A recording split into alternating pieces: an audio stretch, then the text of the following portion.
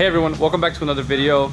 I'm Kevin and we're gonna be installing sway bars on Clay's Integra. So if you don't know, we put on brand new KW suspension and we pretty much installed the entire K-Tune product line when it comes to the front and rear camber kits, the front and rear lower control arms, and all the spherical bushings that go around the car. And in today's video, we're gonna be installing the rear sway bar and front sway bar. So it's gonna make the car handle even better. Pretty much finalizing the entire suspension setup. The car should handle really great after this, and kind of show you guys the comparison between the stock and aftermarket. And I'm also gonna be installing this Tillet carbon fiber seat.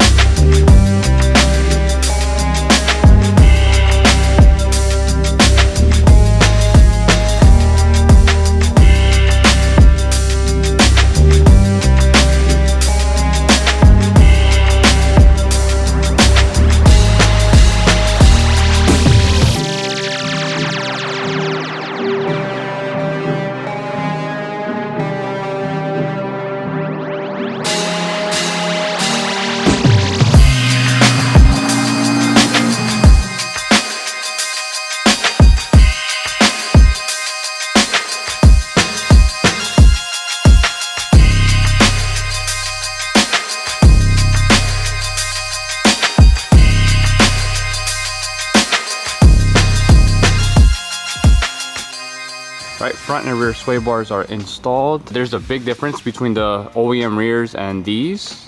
The OEM ones are very skinny and thin.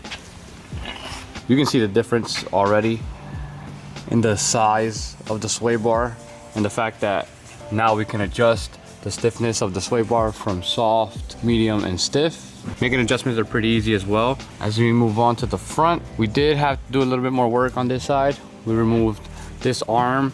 We lowered the exhaust and the shift linkage. That's due to the way the sway bar curves up and behind the subframe. Once I got this one on, you pretty much do everything evenly and then start tightening each corners. The front sway bar is not adjustable. It's definitely stiffer than the factory one. Stock one's a little heavier. You can see how beat up the factory one got. Bushings are shot. Pretty much wasn't doing anything. Overall, minor bolt-ons to get the suspension buttoned up even tighter.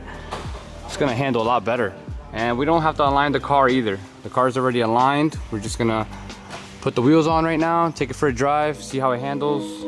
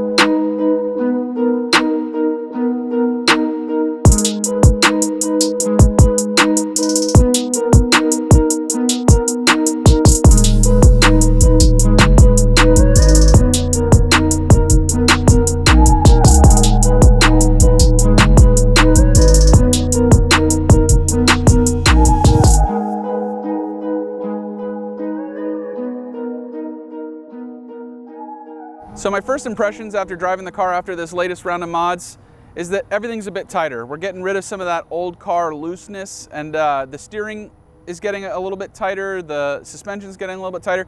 The car is doing what you would expect it to do and what you'd want it to do, instead of having this kind of slop that happens over the years. So that's one really exciting thing. I had a few people ask me about the seat and if it was uncomfortable because it looks hard. This is actually the same seat I have in my other vehicles too. If you've ever seen any of my other vehicles, I run this seat in all of them. It's actually a lot more comfortable than it looks. The ergonomics spread the load over your back so that there's not like a pressure point pointing on one part of your back. These seats are made by Tillet, and they do make a few different models. I've tried probably 4 of them, and this one is definitely the most comfortable for someone with my size and shape. I ride an hour to work and back every day, and I have not had any discomfort from these seats. They're really light, they're comfortable, they look great. It's my favorite seat that I run in all of my cars.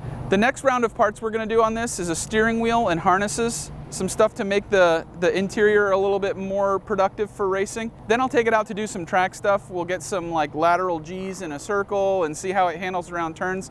In that episode, we'll probably start doing some suspension tuning on the shocks and the rebound and stuff like that. And then in the future, coming up in the near future, we're gonna be doing a full K24 swap.